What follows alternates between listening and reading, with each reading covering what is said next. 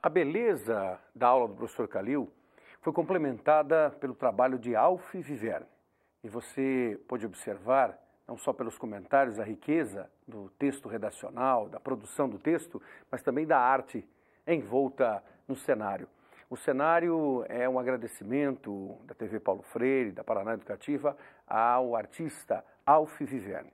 Alf Viverne não só trabalha a pedra como algo simbólico, mas continua sendo uma referência para quem imagina a escultura. Muito obrigado, Alf Viverne, e parabéns pela beleza do aprendizado que nos causa o trabalho com a pedra, olhando, contemplando e imaginando o que se quis dizer através das esculturas.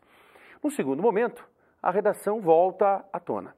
E volta exatamente por quê? Porque na sua prova, especificamente neste ano, Federal do Paraná, são 7 questões.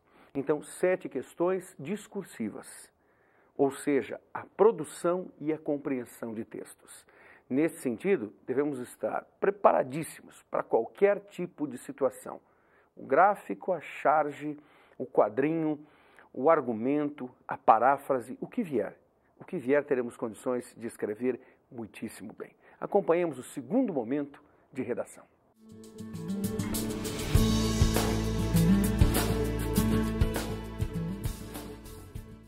Neste momento, eu gostaria de enfatizar alguns aspectos específicos de 2 gêneros que são extremamente importantes para o vestibular: o gênero informativo e o gênero argumentativo. O gênero informativo está correlacionado com o seu próprio nome. O texto informativo, um texto que pertence ao gênero informativo, é aquele texto que traz dentro de si uma série de informações. Essas informações são provenientes, frequentemente, de 2 lugares. O primeiro, o próprio enunciado. É frequente nos vestibulares contemporâneos a presença de uma série de dados que são ofertados ao candidato para que ele manipule-os de forma clara e componha um bom texto.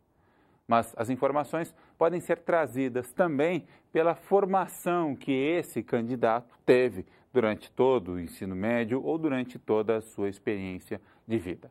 É importante fazer a conjunção dessas informações, mas sempre dosando-as. Não é interessante só colocar informações dadas, como também não é interessante trazer só informações exteriores e anular o uso das informações que são ofertadas ali para o candidato na própria proposta. Então, é importantíssimo buscar sempre o equilíbrio entre as informações dadas e as informações trazidas pelo candidato na sua formação. Gostaria de enfatizar que esse texto informativo não traz nunca o ponto de vista de um autor.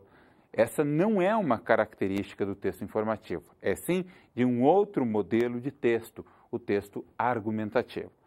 No informativo, a finalidade de um determinado autor é simplesmente informar alguém de algum fato, de algum acontecimento, ou de algo que ocorreu ou de algo que vai ocorrer, mas simplesmente informar, sem dar um parecer, sem dar um ponto de vista a respeito desse acontecimento. Essa é a ideia fundamental do gênero informativo. É importante sempre colocar uma introdução no texto informativo. Essa introdução visa situar o leitor na problemática que será trabalhada. Sem essa introdução, nós rompemos com um daqueles princípios fundamentais de qualquer bom texto, o princípio da autonomia. Quando nós escrevemos um texto, nós temos que levar em consideração que nós não sabemos quem é o nosso leitor, que o nosso leitor é uma entidade abstrata e que ele, por não ter conhecimento do enunciado, por não ter conhecimento de absolutamente nada, precisa ser informado. Daí, então, a importância da introdução, visando sempre situar o leitor, deixar o leitor numa situação confortável em relação ao conjunto de informações que lhe serão apresentadas. Vejamos alguns exemplos a partir de uma proposta que foi elaborada com um gráfico retirado da revista Veja. Nós vamos notar que a análise desse gráfico é de extrema importância. Sem uma boa apreensão dos dados que nos são passados pelo gráfico, é praticamente impossível elaborar um texto condizente com aquilo que está sendo solicitado. A análise do gráfico é, portanto, extremamente importante e deve ser feita com rigor. Mas, saliento, não adianta só analisar o gráfico. É possível que você, no processo de transposição dos dados do gráfico para o seu texto, cometa alguns equívocos. Daí, então, a necessidade, no processo de revisão do texto, comparar todos esses dados para ver se eles foram realmente aproveitados de forma correta. Vejamos, então, essa proposta. Analisem o gráfico comigo. O tema específico desse gráfico é a injustiça vigente nos cursos universitários. Essa injustiça está moldada na distinção entre as pessoas que são provenientes da escola pública e da escola privada. Então, aqui nós temos o tema. Nós temos que também considerar que é um levantamento feito pelo MEC, o Ministério da Educação e Cultura. A análise do gráfico seleciona uma série de profissões: comunicação social, direito, engenharia civil, medicina, odontologia.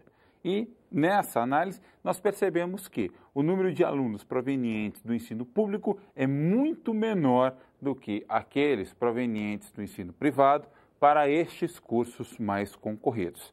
Temos valores muito distintos, como, por exemplo, no campo da medicina. Somente 12% dos alunos das universidades públicas são provenientes das escolas públicas, enquanto 88% dos alunos que estudam numa universidade pública são provenientes do ensino privado. Isso, obviamente, demonstra um problema social na esfera da educação extremamente acentuado. Ok, a análise do gráfico, como disse, então, é importante. Feita essa exposição inicial a respeito do gráfico, vamos ver o que o enunciado pede. Ele nos diz que nós devemos escrever um texto de no máximo 10 linhas que transponha as informações presentes no gráfico. Sempre que o enunciado pede para que nós façamos uma transposição, façamos uma tradução, é bem provável que ele esteja solicitando que nós, a partir dos dados que foram fornecidos, façamos um texto meramente informativo. Ou seja, apareceu a expressão traduza, a expressão transponha, nós devemos escrever um texto informativo, sem um ponto de vista. É muito comum os alunos caírem numa armadilha. Eles se comovem com o tema e, a partir daí, eles começam a questionar aqueles dados, o ponto de vista presente dentro de alguma informação e inserem o ponto de vista pessoal. Tomem bastante cuidado, porque isso é uma fuga da proposta, que pode afetar profundamente o seu concurso vestibular.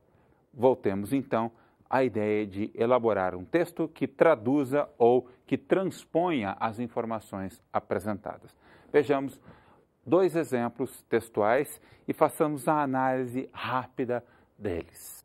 Em outubro de 2006, foi publicada pela revista Veja uma matéria a respeito da ocupação de vagas de ensino superior por alunos oriundos do meio público e do privado. Os dados apresentados comprovam uma elevada desigualdade, já que estudantes vindo de escolas particulares ocupam mais da metade das vagas no ensino superior público. A maior disparidade é encontrada no curso de medicina, no qual apenas 12% dos que ingressam provém do ensino público. O mesmo observa-se nas carreiras odontológica e veterinária, que possuem 80% e 70% de seus alunos vindos do particular, respectivamente.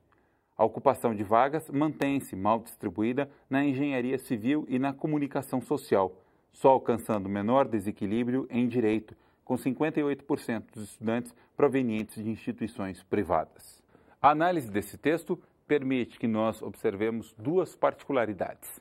A primeira diz respeito à introdução. Reparem como a primeira frase situa o leitor no tema que será trabalhado. No segundo momento, nós percebemos o uso pleno de todos os dados que foram oferecidos pelo gráfico. É como se o estudante que está elaborando esse texto estivesse preocupado em reproduzir a totalidade das informações. Isso é muito interessante. E uma terceira característica: observem que em nenhum momento foi apresentado o ponto de vista do autor. Ele simplesmente nos informou de uma determinada realidade. A diferença no número de estudantes provenientes de escola pública e de privada e que estão hoje presentes no ensino superior público. Eu gostaria então de chamar o intervalo.